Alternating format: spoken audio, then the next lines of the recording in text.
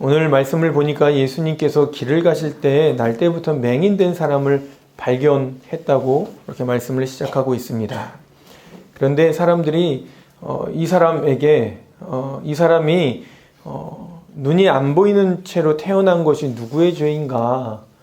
그 사람의 죄 때문에 그랬습니까? 아니면 그의 부모의 죄 때문에 그랬습니까? 라고 물었습니다. 그랬더니 예수님의 대답이 뭐예요? 그 사람이나 그 부모의 죄로 인한 것이 아니라 그에게서 하나님이 하시는 일을 나타내고자 하십니다. 라고 말씀을 하셨죠. 내 주변에 있는 그리스도인들이 어려운 일을 당하고 큰 힘든 일을 당하고 육체적으로 어려움을 당했을 때 혹여나 이렇게 생각하지는 않았나요? 그 사람이 혹시 죄가 있어서 그런가? 그 사람이 하나님 앞에 온전히 서 있지 않으니까 그래. 이것은 올바른 이야기가 아니라는 거죠.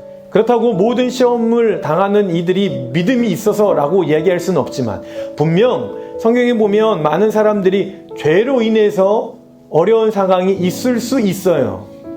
하지만 모든 것을 그렇게 바라보면 안 된다라는 거죠. 지금 코로나 바이러스, 우한 폐렴, 이러면서 나라가 막 전 세계가 막 들썩들썩거리죠.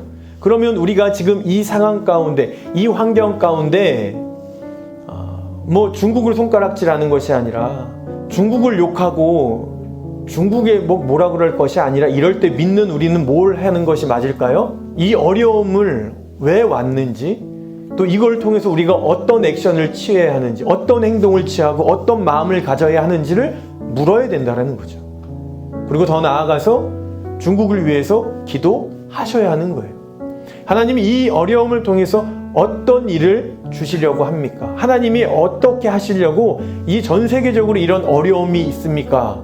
또 이 어려움이 있을 때 우리는 어떻게 행동하는 것이 맞습니까?로 기도하셔야 한다는 거죠. 그냥 우리만 잘 사는 거, 우리만 아무 피해가 없는 게 정말 하나님의 뜻일까? 그렇지 않다라는 거예요, 여러분. 태풍이 올 때 그 태풍이 빗나가게 해주시옵소서, 일본에 가게 해주시옵소서, 중국으로 가게, 이런 기도는요 정말 못된 기도고요. 이런 기도는 하나님 응답 안 하실 거예요.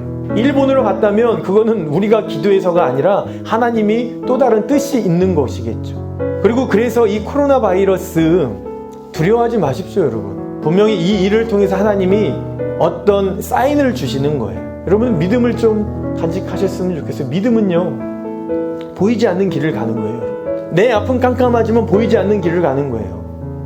이해되지 않지만 그 길을 가는 거예요. 순종함으로. 그게 믿음이에요, 여러분. 모든 것이 다 보여서 가는 것, 그걸 어떻게 믿음이라고 얘기할 수 있나요? 날 때부터 눈이 안 보였던 그 사람을 예수님이 고쳐줬는데 어떻게 고쳐줬는지 아세요?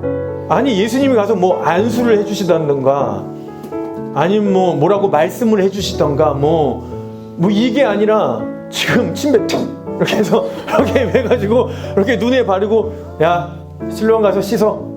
실로암 못에 가서 씻으면 나을 것이다 라고 얘기한 것이 아니라, 네가 이렇게 하면 나을 거야, 이렇게 하면 보일 거야 라고 이야기를 한 것이 아니라 뭐 했어요? 그냥 바르고 가라. 보이지 않는 게 믿어지는 게 믿음이에요, 여러분. 모든 것들이 보이고 모든 것들이 이해돼서 가는 것이 아니라 하나님이 나와 함께 하신다는 것이 믿어지면 우리는 믿음으로 한 발짝 나아갈 수 있는 거예요. 안 보이지만 그게 믿음이죠. 모든 것들이 이해되고 모든 것들이 허락할 때 내가 한 발짝을 나가는 것이 믿음이 아니라, 믿음은 내가 보이지 않는 상황과 환경 가운데 한 발짝을 내딛는 거예요. 그게 믿음이에요.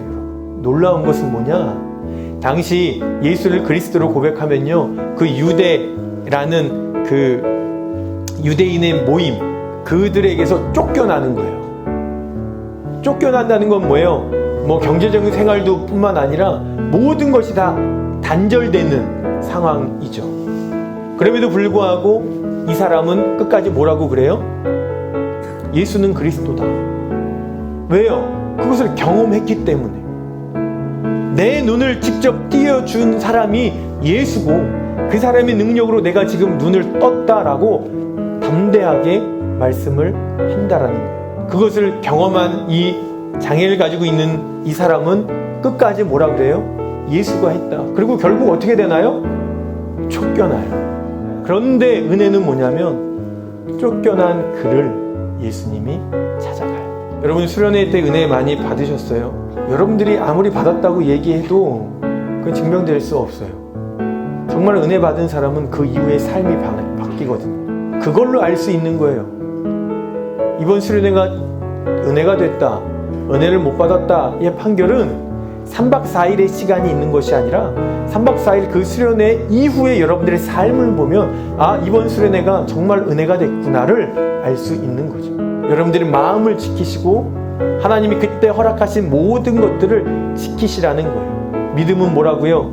보이지 않는 그 길을 걸어가는 거예요. 내가 원치 않지만 나아가는 거예요. 누가 함께 하심을 믿고 예수가 나와 동행하심을 믿고 나아가는 거예요, 여러분. 내 힘으로는 절대 못해요, 여러분. 믿음으로 산다라는 건 내 힘으로는 할 수가 없어요, 여러분. 근데요, 하나님이 함께 하시면 된다니까요. 그러니 매일같이 말씀을 보는 거고 매일같이 기도를 하는 거고 여러분들의 삶 가운데 매일같이 찬양하며 살아가는 거예요, 여러분. 내 힘으로는 믿음을 지킬 수가 없고 내 힘으로는 믿음으로 한 발짝 나아갈 수 없기 때문에요, 여러분.